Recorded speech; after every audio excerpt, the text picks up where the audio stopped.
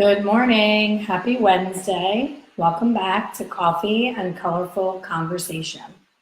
This is my first coffee chat from my new home in sunny Florida. So now I get to wake up to sunshine instead of the dreaded alarm. And if anybody out there watching is stuck in a rut and hates cold as much as I do, think about what you're doing. I am so sorry that I didn't do this sooner. You can be your very best self when you're surrounded by things that make you happy and lots of beauty. So I wake up to palm trees and sea breezes, much happier in this environment. So part of moving is going through all of your old things, cleaning everything out. And I came across all of my journals. I'm a big, firm believer in journaling. Writing things out can be more therapeutic than actual therapy. When you look back on your journals, I can't part with them. I'm still sorry that I threw my high school journals away. I wish that I still had them. But there's so many things that you forget, but more importantly, the patterns that you see, that you keep continuing to complain about the same things over and over and over again, and you can't see it when you're in it. It's crazy how you can look back and see every one of my journals is complaining about the winter and clients canceling and having to, trudge through snow and ice to get to work, only to have people not show up. And then the days that I called the day and said, let's close, clients showed up and were upset. So that's not the topic of today's conversation, but I just wanted to say, if you're not a journaler, put an empty notebook next to your bed. And when you have a day where you just need to unload, just write it in your journal. And when you look back at those patterns, you can make big changes when you realize that you're complaining about the same things over and over and over again. And that brings me to today's topic. I am in the home stretch of creating the Secrets of a Six-Figure Colorist online course. And I have a lot of people that purchased on the pre-sale. And the advantage of being a pre-sale member is you get to tell me what to do. So I sent out an email recently checking in with my students saying, hey, I'm in the home stretch. I'm in the last 2 modules, getting it all prepared. And I want to make sure that what I think is important is also what you are looking to see.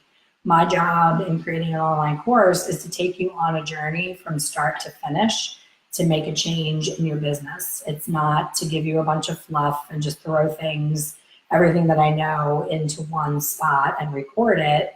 I'm very mindful of taking you on a path of from where you are now to where you want to be as a 6-figure colorist. So I received some feedback. I sent out an email to my students saying, what would you like to see? I want to make sure that I tick all of the boxes. And my student Judy, who's awesome, who's hopefully on here today, she wrote back and said, a bunch of things that I see so many times on the forums. So I'm happy to see that I'm on the right track as far as what I'm including, because the same questions keep happening over and over. And it doesn't matter if you're 6 months in or 16 years into the industry. It's the same frustration that I see over and over again. And I'm happy to say that I do have the answer to every one of Judy's questions, and I will be putting them into the course. So I just want to go over it a little bit right now, just to give you an example of some of her questions. And I'm sure most of you have experienced the same exact things. So her first thing was, number 1, I would like to know more about using demis. In what situations do I use a liquid over a cream and vice versa, and with what strength developers? This is a great question. And my point of difference as a hair color educator is, if I were to be stranded on a deserted island, I tell this story all the time in my classes.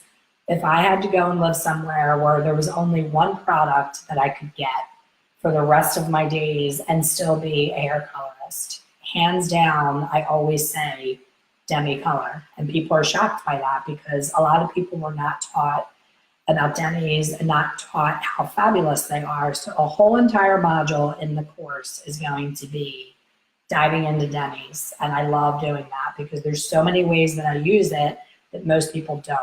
So to give a brief answer to that and not get into chemistry and technology and why I do what I do, as far as the difference between liquid and cream, the best scenario that I explain it is with iced tea and milkshake. So if I were to pour a glass of iced tea and put it in a clear glass, you can see that the liquid is brown, but you can see through the glass. I can still see, my room through the iced tea. If I were to pour the same color of milkshake into that same glass, I can no longer see through it. So liquid demi is translucent and you can see through it. Cream demi is very occlusive and opaque and cannot be seen through. So think about hair. If, for me, I'm a blonde and sometimes I want to glaze my ends and take some of the warmth out and make it a little more beigey. That's an example where you would absolutely use a liquid, because I don't want to cover up my highlights. I just want to shift the tone. So if you're shifting tone, adding shine, just brightening something up a touch on your existing ends of the hair that are already colored, 100% demi, and demi with the lowest developer. Now, there's other educators out there, and I'm curious to know why. There's a very popular educator that I've been learning a lot from, and she uses the Wella developers with Redken Shades EQ, and she's also a Redken ambassador. So I would love to meet her and have coffee with her and say, what made you do that in the first place and why? And she says in little bits and pieces on her Instagram that it's to keep the brightness. So I think that the Wella developer is a little bit higher volume than the Shades EQ developer. So I think she feels like she's not getting as much tonal deposit and she's getting more lightness and brightness. That's the only thing I can think of. An example of when you would use a cream demi is, in my world, is for gray coverage. If someone has more than, say, 35% gray and I want to cover with a demi so I don't have any brassiness, I always turn to a cream demi. My cream demi of choice is Wella Color Touch. I do not work for any manufacturers. I don't work for Redken, I don't work for Wella. So I just share with you what I do and what works for me. So when I have a brunette and she has less than 50% gray and she's looking to simply cover the gray and doesn't want to be that orangey weird color that comes, especially in the summer months, that's what I use to cover her gray all day long. Demi, Wella Color Touch, and even though they have more gray, I always use the 1.9 developer. I rarely use the 4.0, which is 13%, because demi color will behave almost as the same as permanent color. It has all the same things in it, minus the ability to lift. When you put a demi cream with a higher developer, you're going to get just enough shift to get that warmth. And the whole reason I'm using a demi in the first place is to not get the shift and to not get the warmth. I hope that helps, Judy. I cover my own gray using Redken Shades EQ liquid because I want that sheer coverage. I don't want that inky. I don't want to look like I colored my hair. I want just more gray blending. And my hair looks really dark today. I'm in weird lighting, but it covers my gray and allows me to be the coolest blonde that I can be and stop fighting the grass.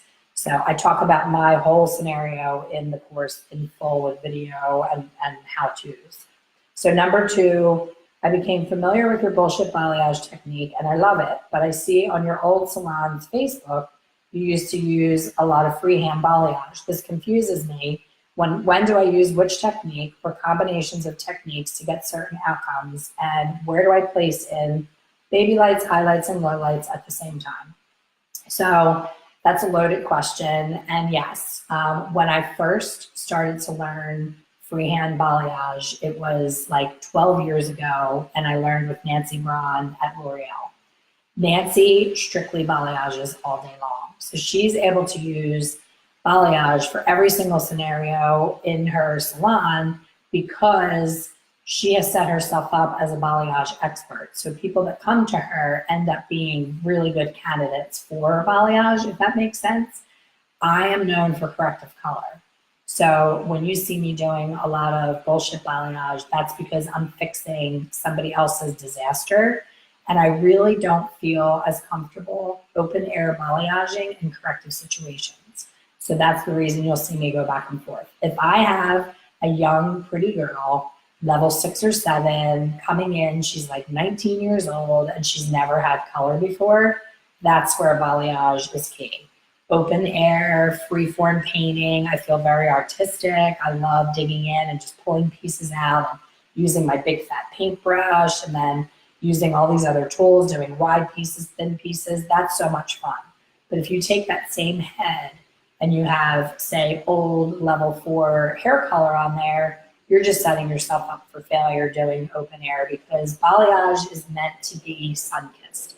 It's not meant to be a corrective tool on, someone who dyed their hair at home with inky dark color and wants it to be lifted out. You're not going to get even lifting with open air. So I hope that answers your question. With my bullshit balayage technique, I am able to get so much more creative, because where I think the hair can handle an open air piece, I do an open air piece. When I think it needs a little bit more heat conduction, I'll paint it as if I'm doing balayage, but then I'll lay it on a foil to have some heat conduction and some separation.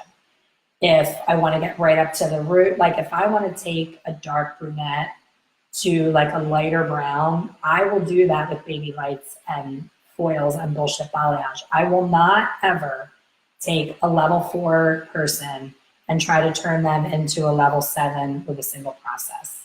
I see it all day long on all of the forums, and if you get nothing else from my course, if you're in my course or if you buy my course after you watch this video, if you're curious, you'll see that you are never going to get a brass-free result by doing it with a single process. I don't care what color line promises you X amount of levels of lift with no warmth. It does not exist. And when it does, and if it does, we will all live at the beach, on the sand, and never have to work again, because it is the most impossible thing to achieve.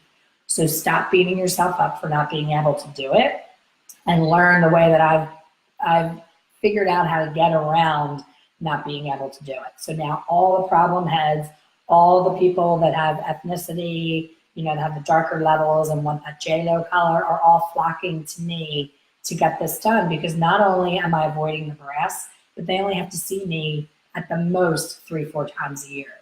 So is that harder for me building a clientele? Not really, because once someone gets it done, they tell all their friends, and I constantly have a new body in my chair. But I'm also charging what I really need to charge for the time when they are with me those 3 times a year. So instead of doing, say, $150 process where I'm pretending to get them to the color that they want and they're coming back brassy and I'm glazing them and giving them purple shampoo and all the things you're doing right now, because everybody's guilty of it. Until you know the difference of how to handle it differently, you just keep thinking that next brand, that next tube of double, triple ash is going to knock out that orange. And God made us this way. We're loaded with pheomelanin in our bodies, and there's no getting rid of it without lightener. You have to go blow through all of that warmth, lift it all the way up, and then drop it back down. So I go step by step in the course, teaching you how, when, why, what scenarios to use it in, that you will never have brass again. So I hope that answers that question, Judy, as far as what to do when. Let me see if anybody's asking questions. I have my camera set up differently today, so I can't see. Understand, a big no now. Okay, hey Judy, I hope I'm answering all your questions. So number 3, red violets scare me. Guess what? Me too. I am not known for my redheads. I don't do a lot of redheads. When I do them, I try to make them look like God gave them that red hair. So I do more of that copper red, brown red, things that like an Irish girl that you see, out at a bar with a couple little freckles on her nose, what she would look like naturally. I'm a very natural colorist, so I don't do a lot of red violets either. But I will say, when I'm asked to do it, if there's gray involved, you still want to use an anchor color. So if I'm going for a copper red, I'll use gold as my anchor color. So gold in the amount of the percentage of the formula that matches the amount of gray. For example, client has 50% gray, wants to be a red violet. Don't attempt to put red violet right on those roots. They're going to be the most odd, awful, hot root color because it needs that anchor color. So if I want more of a red violet, I'll still use an N for the anchor, and then the balance of my color in the RV. If I want more of a coppery, more orangey, strawberry blonde, any of those tones, my anchor color is a G, because you always need either G or N to anchor when you have gray. So I'm with you, Judy. It still scares me too. Especially trying a new line. I'll always swatch it on a little color swatch. I will never try a new red on someone's head and pray to the color gods that it works. I always want to try it to see how vibrant it is. For most new colors walking in the salon are color corrections. Where in God's name would I start to get rid of banding, old brass, and add in dimension? What are the possible steps involved? So glad you asked that. And that is an entire new program that I'm doing. Starting in February, I'm rolling out my monthly membership of Hair Color Rescue. So every single video that I do is going to be a corrective situation, because I don't think enough educators are showing you step by step. You'll see on Instagram before, swipe for the after, and then the whole comment section, 300 comments is formula please, formula please, formula please. And there's no magic formula. It's a lot of steps and a lot of stepping back and saying, what can I keep out of this mess? What needs to go? What do I need to lighten? What do I need to deepen? How do I map out my plan? So that I'm very excited to roll out in February. It's going to be a very affordable monthly membership so that you can go on in a private paid group and just watch video after video of corrective situations, and you will be a corrective color rock star. It's much simpler than you think it is. I think when someone comes in with a jacked up head, we get so nervous and we're looking at our watch, because in the everyday salon, we only have so much time. And then we have to try and cut corners and rush through it because we have other clients coming in. So my best recommendation, Judy, is when you have a client that comes in, and of course they book touch up or partial highlight because they have no idea what needs to be done, have a really in-depth consultation with them, do one of the steps on their first visit and explain to them in the consultation, look, what you have going on is much more of a corrective situation. I would be doing both of us a disservice to try to jam this into my day. This takes a lot of time. So I'm sure you have kids to get off the bus. That's always the famous thing.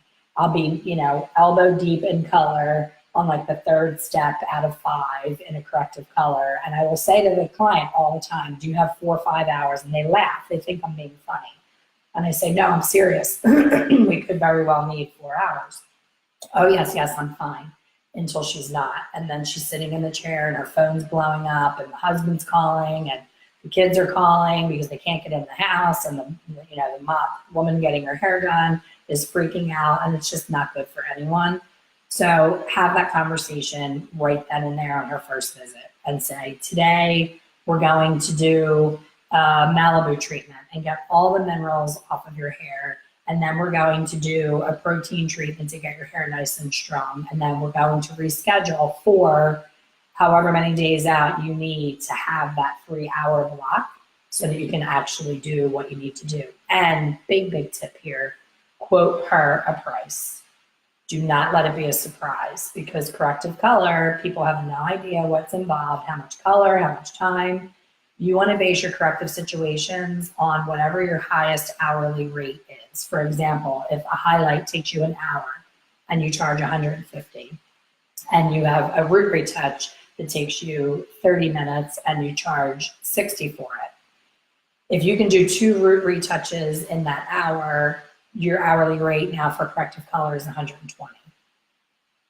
Does that make sense? So base it on what you would produce doing normal everyday color that's not corrective and charge an hourly rate.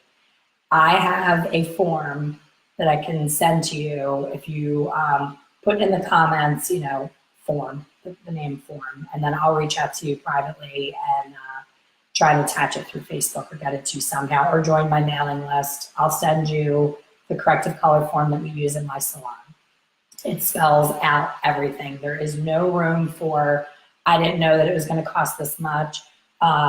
I thought it was going to look like the goal picture on the first visit. Like, I write out everything in depth. Today we are doing a Malibu treatment to remove minerals. Then we are doing a protein treatment. Malibu treatment, 25. Protein treatment, 20. Today's visit will be $45. This is one of 3 visits. This is one of 2 visits. Whatever it is that you're mapping out, you need to spell it out on that form and say the price for each thing and protect yourself with that price.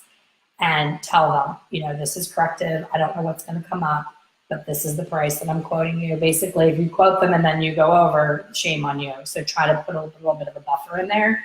And you'll see that sometimes people will say, yes, yes, yes. They'll sign the form, and then they'll never show up for that appointment because they really weren't comfortable spending that much. And they're embarrassed to say it, but at least you didn't have them come and then go up to the front desk and say, I'm not paying for this. I didn't know how much it was going to be. So you just have to protect yourself in that way. So Judy, I haven't answered every one of those questions as far as the banding, the breast, and all of the above, and you're going to see it in the course because you're awesome and you're one of the first people to sign up. So I will answer all of that. When would a permanent color be used with 20 volume as a toner? For me, never, capital Never, never, ever, ever, ever, have I ever used a permanent color with 20 volume as a toner. Yes, I agree with you. It's all over the internet, in Facebook forums, on Instagram posts, Facebook posts. I toned her with blah, blah, blah, blah. Will it work? Yes, it will work. What it will also do is shift the base, which I don't want because I don't want brass. And it also, you're bringing permanent color with ammonia over top of hair that's already been colored. A toner is meant to give more shading and tonality to already lightened hair. So the beauty of the demis, especially the liquid demis, the reason they were invented is because there's no need to bring that peroxide down over that lightened hair. It's already been totally opened up, the cuticle. It's already wide open, waiting to absorb the tonality. Why put permanent color, whose job it is to lift, deposit, lift, deposit, lift, deposit? We don't need any more lift. The times that you're seeing it work, you said later in the question, you said, I see it a lot and just don't get it. The results look beautiful. Is this the missing piece I should be doing to achieve the cool blonde results? When you're seeing cool blondes and you see people talking about permanent color with 20 volume, some of them are not talking about traditional permanent color. Wella has toners, T19, T18, there's a bunch of T toners that are old school Wella color term that have been around since before I was a hairdresser, and that's a long time. And they are fabulous toners that if someone still has a little bit of yellow in, say, a double process, and you just cannot put the bleach on there any longer, their hair is going to snap off. But it just has that little bit of urine yellow, chick yellow, funky color that you're just like, oh, if I could just get it to be brighter and cooler. That is where your T toners with 20 volume, you're supposed to mix them with double parts of 20 volume developer. And when you put it on the hair, you crap your pants because it is so purple and intense that you think they're gonna look like Marge Simpson when they're done. But you have to let it sit and do its job. And that is when, and only when, I would ever even consider using permanent with 20 volume, because it's a Wella toner. It's meant to be a toner. Does that make sense? And I've only done that once. So in my world, I don't create the brass to begin with, so I don't have to take it away. So if you learn how to avoid the brass, you don't need to correct it. But there are going to be, of course, situations where you need to correct it for other reasons from someone else's work. And that was it. That was all Judy's questions, but that was a lot. So let me check in and see. Okay, people are asking for the form. And does anyone have any other questions as far as what I just vomited of all that information? If you're interested, if this is resonating with you, or you're like, oh wow, this is great information, I want more, I would love for you to still join this course. I will not be rolling it out for another 6 months after the enrollment closes. The course is launching on January 20th. So between now and the 20th, you'll see me jumping on here, doing random lives. I'll probably do one more webinar just to try and reach more people and have them join us in the course. The course is do it at your own pace. Everything's online. You can watch from your phone, from your iPad, from your laptop, from your home computer. You can do it when you're on vacation. You can do it from anywhere that you have an internet connection, and you can do it at your own pace. You're going to be a member of a private Facebook group where you're going to be able to chat and pass ideas around with other members. I'm going to jump into the Facebook group throughout the course, checking in, saying, how's everybody doing? Does anybody have any questions? I'm trying to really rack my brain and go through every single thing that made my career different and had me get to that 6-figure level. And there's a handful of things that I do over and over and over again that are different from the colorist that I used to be. And that is what I'm including in here. And that's not trying to make a level 4 into a level 7 in a single process. It's using a demi on brunettes so that they never get brassy. Using a demi on blondes that used to be brassy that just want their gray covered. There's so many scenarios that I was like, I have to put this all in one place because I'm forever answering the same questions over and over and over again. So if you're interested in the course, please DM me on this Expert Color Solutions page. Just shoot me a message saying, yes, I want to join, send me the link. I didn't plan on talking about the course when I jumped on here, so I didn't put the link in this coffee chat, but I am more than happy to send you the link. You can email me, travise25@gmail.com. Email me and say, send me the link for the course. And you can either pay in full, one payment, if that's the kind of person that you are, you just want to throw it on your credit card and forget about it. That's one link. And there's a 3-payment plan. I know it's January, people got hit hard for Christmas, but I also know if you're starting out this year the same as you started out every other year, and you still have the same questions about hair color and you're not doing anything about finding the answers, then you're never gonna hit that 6-figure level. Every day is gonna be Groundhog Day, and you're just gonna keep doing the same things over and over again, just like we all join a gym on January 1st, and by February 1st, we've already quit. Make this the year that you figure it all out and you stop doing the Hail Mary in the dispensary and praying that you get it right on your formulation. Find the information, it's all in this one course. And if this information feels a little too advanced, if you're watching this chat and maybe you're right out of beauty school or still in beauty school, I have a whole other course called Hair Color Simplified that's already done and ready and has been living on my course platform. People are loving it. I have over 100 people who've already completed the course, and I've gotten great feedback. So if you want more color wheel and what cancels what and how to come up with your formula and why to formulate a certain way and what comes up in the hair naturally that needs to be canceled out in the remaining pigment contribution. If all of that is more what you need, then you want to DM me and say, I need the beginner hair color simplified. If you already know all that, but you want techniques that are going to take you to that next level and have you become a 6-figure colorist and have more advanced couture techniques, then Secrets of a 6-Figure Colorist is your course. Thank you for coming to my chat. I always enjoy chatting with everyone. I hope that I answered everybody's questions. Let me just scroll here real quick and see if there's any more questions. Angel, thank you for sharing. Judy, thank you for sharing. Denise, the form is, Denise, I think you already are in the 6-figure course and it's in there. So you're gonna get that form for sure. Judy, so happy to have found you. Oh, thanks, Judy, me too. The email, Robin, is, I'm gonna type it in here.